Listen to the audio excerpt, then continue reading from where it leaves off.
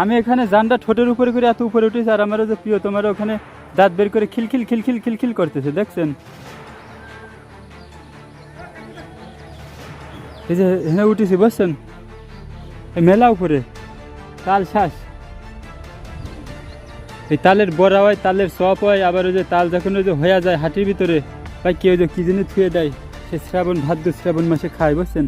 বহুত উপরে উঠছে, ওই দেখেন এই উপরে তো মনে করেন একেবারে শ্বশুর বাড়ি তৈরি সব দেখা যায়, ও অনেক দূর, ওই সূর্যের কাছে চলে আসে, আর বেশি দূর নাই তো। আর এটা এই যে কুটাওয়ালি মনে হয় যে ওই খুসা দিয়ে চাঁদটামি না গেল ফাতামে। আর এই যে দেখেন বাবুই পাখি ডাকিয়া কহিছে চড়াই, আমি থাকি মহাসুখী অট্টালিকার পরে, তুমি কত কষ্ট পাও রোদ বৃষ্টি ঝড়ে। এই যে দেখেন এখানে দোতলা ফাউন্ডেশন দিচ্ছে, ওই যে তারা 3তলা ফাউন্ডেশন আছে, বিভিন্ন পদের এই শিল্প, বাবুই বাসা শিল্প, এটি কিন্তু চমৎকার একটি শিল্প।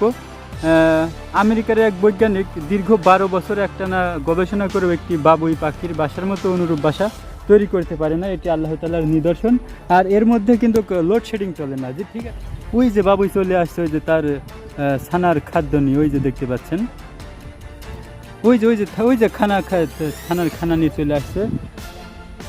তো ওই যে সব কিছু আছে, আমি এখন এগুলো পারবো। ওরে বাবা কত উপরে উঠেছি, চিন্তা করা যায়। দেখো বারেকের মা পেলেন কত উপরে দিয়ে যায়।